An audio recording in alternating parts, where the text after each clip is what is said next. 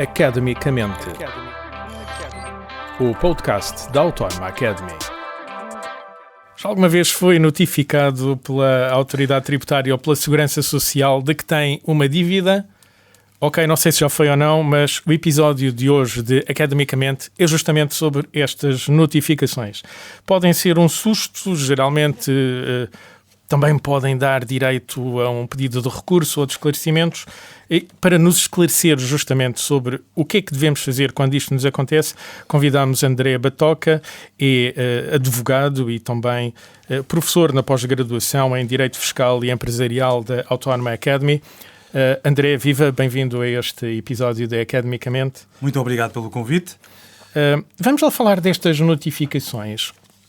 Um empresário ou um contribuinte em nome individual está sossegado na sua vida e tem várias maneiras de receber uma notificação a dizer, olha, você deve determinada quantia à autoridade tributária, por exemplo. Para sossegar todos os nossos interlocutores, há um ponto essencial que está estabelecido na lei, e aqui a base legal será sempre o Código de Procedimento e Processo Tributário. O contribuinte, o empresário, é imperativo, tem que ser notificado. Como, de que forma e que conteúdo é que essa notificação tem? A lei estabelece-nos essas regras muito específicas. Acima de tudo, em primeiro lugar, o conteúdo da própria notificação. E essa regra imperativa que eu acabei de dizer, só há um ato considerado validamente se existir uma notificação de acordo com as regras legais. Vamos, se calhar, centrar muito a nossa conversa na questão da notificação, mas depois também da produção de prova. A quem é que cabe produzir a prova? Se existe ou não existe uma dívida, em que termos é que ela existirá. Vamos primeiro à tal notificação. Se olhássemos há 20, 30 anos, estaríamos à espera de receber em casa uma carta, ou nem em casa, ou no domicílio fiscal da empresa, enfim, no domicílio fiscal da empresa ou do contribuinte, uma carta registada. É verdade. Isso, hoje em dia ainda funciona assim ou há outras formas? Ainda funciona assim. A lei ainda estabelece que as notificações são efetuadas obrigatoriamente por carta registada com aviso de recepção quando tem por objeto atos ou decisões que sejam suscetíveis de alterar a situação tributária dos contribuintes ou, por exemplo, para os convocar para algum ato ou para diligências. Também estamos num âmbito em que essa forma de notificação pode passar por uma simples carta registada. Fora daqueles atos que eu acabei de descrever, quando estão em causa, por exemplo, liquidações de tributos que resultem da declaração de contribuintes ou de correções à matéria coletável, e que seja dada a oportunidade ao contribuinte para se pronunciar, portanto, pode haver uma simples carta registada. Uma correção ou uma dívida resultante do IRS, do IRC, de uma entrega de IVA. Que resulta de declarações feitas por parte dos contribuintes, a lei estabelece que pode ser feita através de simples carta registada. Quando são liquidações periódicas, de impostos periódicos, são feitos... Como o IVA das empresas. Exatamente. Pode ser notificado por simples via postal. Entrega na sua caixa postal. Então quer dizer que só o facto de ter a morada correta registada junto da Autoridade Tributária e da Segurança Social é uma responsabilidade do próprio contribuinte. Acima de tudo. E é um ponto também, ainda bem que toca nesse tema, porque é essencial. Nós temos uma percepção como cidadãos, muitas vezes mudamos a nossa morada, estamos numa cidade, mudamos de morada, não atualizamos. O ónus está sempre do lado do contribuinte. Eu, contribuinte, tenho o ónus de ter o meu cartão de cidadão que corresponda ao meu domicílio fiscal e que tenha as moradas atualizadas no meu portal das finanças. E o mesmo para uma empresa, então? E o mesmo para uma empresa que tem que ter a sua sede sempre associada e correspondendo àquilo que se verifica na atualidade. Se uma empresa, por exemplo, por vezes acontece em termos práticos, e vê-se até casos que são decididos pela jurisprudência, em que uma empresa tem uma sede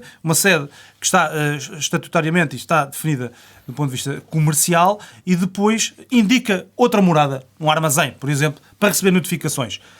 E vem tentar desculpar-se a dizer que não recebe porque naquela morada não está a receber, ou pelo menos não chega na morada oficial. O ONS aqui está do lado da empresa, a empresa é que tem esse dever de atualizar, sob pena de estar a cometer uma fraude à lei e, naturalmente, incorrer aqui no risco de ser considerado notificado, de acordo com as regras que a lei estabelece, e poder sofrer as consequências dos atos praticados pela autoridade tributária.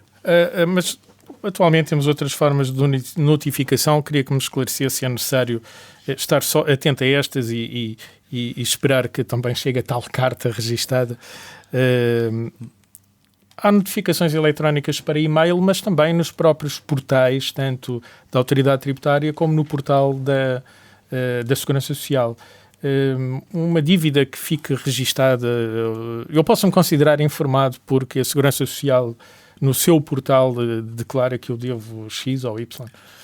Ora bem, na vertente da Segurança Social nós temos um portal que é o Segurança Social Direta, em que o contribuinte aqui está, na vertente da Segurança Social, está associado e tem uma morada onde recebe nesse portal e é considerado notificado através desse portal e pode praticar os atos que são necessários em resposta àquilo que a Segurança Social, ou apresentar pedidos, como aconteceu durante o período do Covid, em que uma grande exigência foi feita e tudo foi feito de modo desmaterializado. Aí sentiu-se verdadeiramente a importância de ter plataformas, a Segurança Social Direta, o portal das finanças, onde as pessoas e as empresas conseguem promover os atos, receber as notificações através desses portais. Também temos um mecanismo que é a notificação através da via CTT, que é uma transmissão eletrónica de notificações que é utilizada pela Autoridade Tributária e onde a pessoa é considerada notificada de acordo com essas regras que também estão estabelecidas na lei,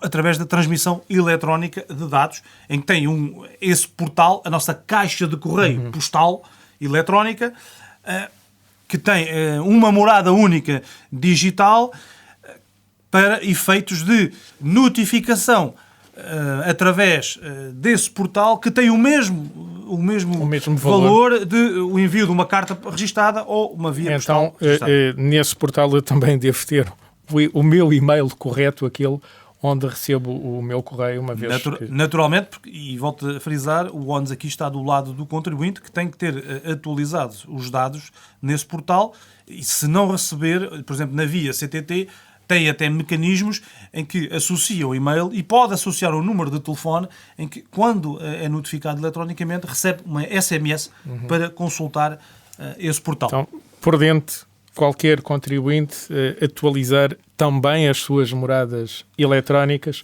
junto destes portais, seja o da Segurança Social, seja o da Autoridade Tributária. É uma recomendação de segurança jurídica e, acima de tudo, de defesa dos próprios contribuintes. Pode considerar-se notificado. Exatamente. Mesmo que não tenha lido o e-mail. Pode estar em casa e considerar-se notificado. Porquê? Porque a lei também estabelece, no artigo 39 do Código de Procedimento de Processo Tributário, presunções legais para calcular o recebimento e definir quando é que a pessoa pode ser considerada notificada, seja através do correio, seja através de um portal eletrónico. Se a pessoa não consultar, nada fizer, sujeita-se, na vertente postal, um prazo que está estabelecido. Se não levantar a carta, será, por exemplo, a notificação vai ser presumida no terceiro dia posterior ao do registro. Se não fizer no portal, antes de mais, considerado notificado 5 dias após a apresentação da mesma. Muito importante, quando estamos associados a estes portais, mais do que verificar, é ter os mecanismos de controlo. Porque lá está, uma pessoa pode ter um evento, pode ter um acidente, pode estar hospitalizado e não receber. Se em situações limite, pode fazer prova que estava impedido de receber. E a lei permite esses mecanismos gerais em que eu vou fazer prova que estava em condição que me impedia de esse exemplo de receber. Estar hospitalizado, por exemplo, uma viagem longa. Uma viagem longa. A viagem longa em si já tem outro âmbito, porque só se for para estará naturalmente num sítio onde existe internet e é considerado notificado dentro daquele portal. Mas se for um correio, o ONU está do seu lado. Se recebe a carta, não recebe, a carta é devolvida e é devolvida em registro simples, é considerado notificado. A pessoa está um mês ausente de Portugal e regressa, o ONU estará do seu lado. Se vai estar ausente um mês, o conselho que eu posso dar, acautelar-se, ter alguém que recebe o correio ou notificar para outra morada, indicar outra morada onde possam ser remetidas essas comunicações. Se pensarmos num contribuinte individual, portanto, é a pessoa, mas se pensarmos numa empresa, há mandatários legais para estas notificações. Por exemplo, no caso de pessoas que não são residentes em Portugal, podem nomear um representante fiscal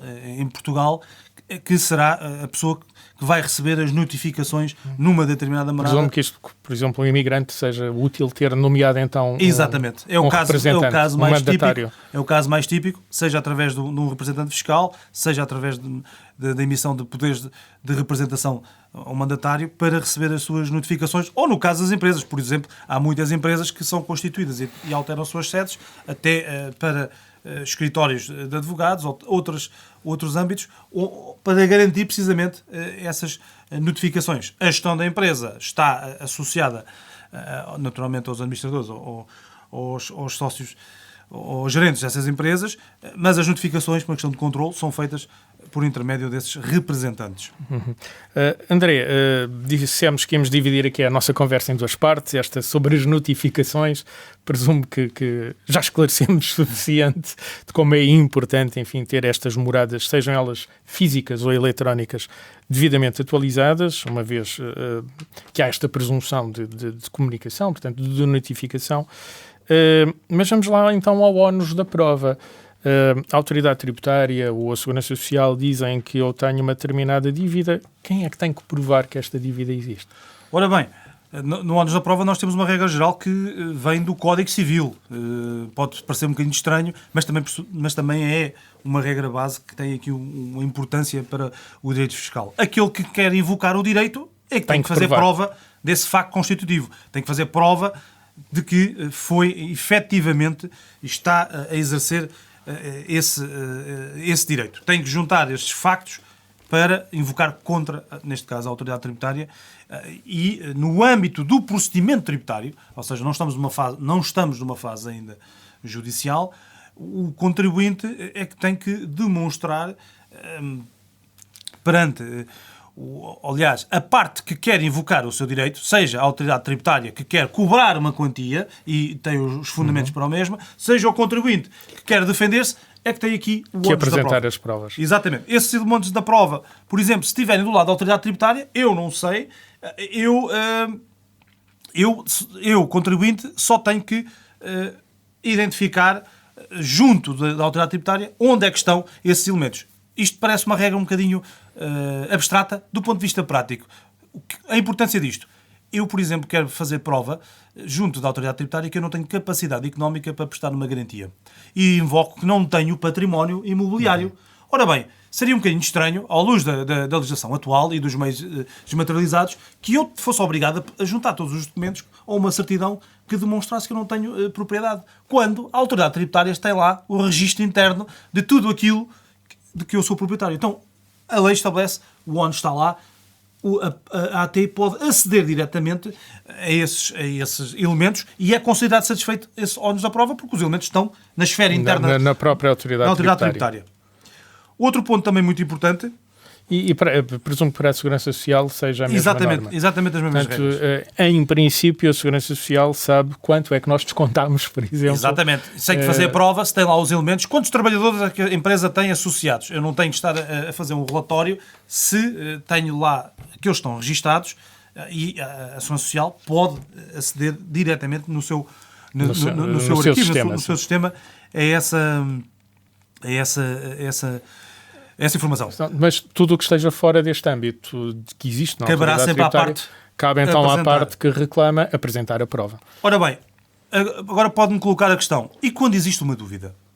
Quando existe uma dúvida sobre o resultado dessa prova, por exemplo, sobre a existência e a quantificação de um ato tributário. Se existir uma dúvida sobre a liquidação de imposto, sobre uma contribuição da Segurança Social, perante esta produção de prova, o que é que a entidade pública, a autoridade tributária ou a Segurança Social tem que fazer? Tem que anular. Perante a dúvida, na dúvida, é obrigada legalmente a anular. Ou seja, tem que haver uma certeza razoável da parte da autoridade tributária, uma certeza, diria, ou da Segurança absoluta, Social, para invocar um direito a seu favor contra o contribuinte. Se há uma incorreção sobre, por exemplo, um cálculo de valor de juros indemnizatórios a favor da autoridade tributária e aplicou uma taxa errada, o contribuinte vem invocar essa informação, tem que a autoridade tributária, por exemplo, anular.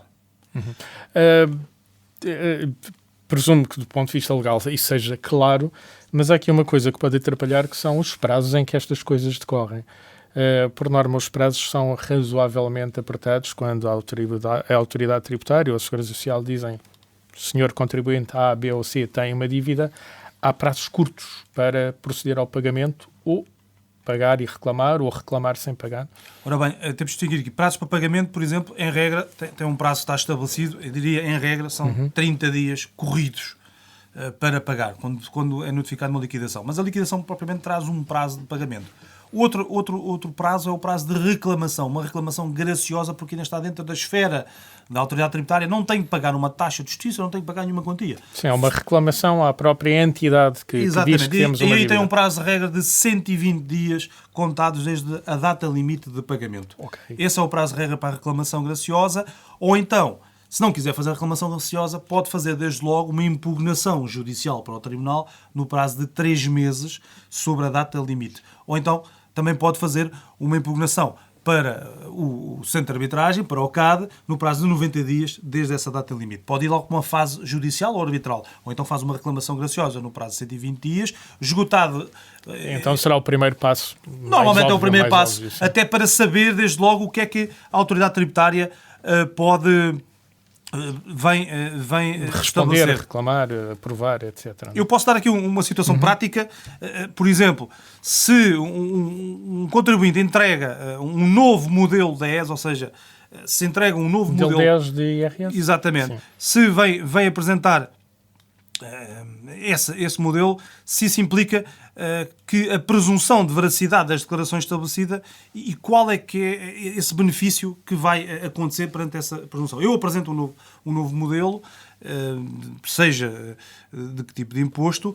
A dúvida é, será que o contribuinte tem que provar tudo aquilo que está associado a essa declaração ou porque vai apresentar uma declaração para corrigir, ou a autoridade tributária pode aceitar sem mais essa informação. Voltamos àquela regra geral. De correções ao Exatamente. IRS. Se fizer uma correção IRS ou correção à declaração de IRC, a autoridade tributária aceita sem mais, ou o contribuinte tem que fazer prova. Voltamos à regra geral. O contribuinte é que vai ter que fazer a prova de que essa correção está adequada. Há uma presunção que as declarações que são apresentadas são verdadeiras, mas é uma presunção legal que admite produção de prova contrária por parte da autoridade tributária, que pode vir demonstrar, apresentou esta declaração de correção, mas os cálculos estão mal feitos, está, por exemplo, a incluir um benefício fiscal, ou omitiu um negócio imobiliário, ou fez mais-valias na sequência do negócio imobiliário. E com tal o valor real é X e não Y. Exatamente. E assim pode afastar a veracidade das declarações. Por isso nós temos de ter atenção. O contribuinte não basta apresentar a declaração, porque a AT vai verificar e pode corrigir ao abrigo da lei. André, muito obrigado por tempo pode despender aqui a esclarecer-nos sobre estes pequenos sustos que às vezes temos na vida enquanto indivíduos ou enquanto pessoas coletivas, estes pequenos sustos na nossa relação, seja com a autoridade tributária, seja com a Segurança Social. Acho que ficamos mais elucidados, enfim, de quem é que tem que provar o quê, de que prazos é que temos para responder e, sobretudo, desta importância de ter as moradas corretas, sejam elas eletrónicas ou físicas, porque, enfim, se a morada for incorreta e não recebermos nós a correspondência, consideramos-nos legalmente notificados. Muito obrigado. Obrigado nós pelo tempo que despender. Academicamente. Este programa foi gravado nos estúdios da Universidade Autónoma de Lisboa.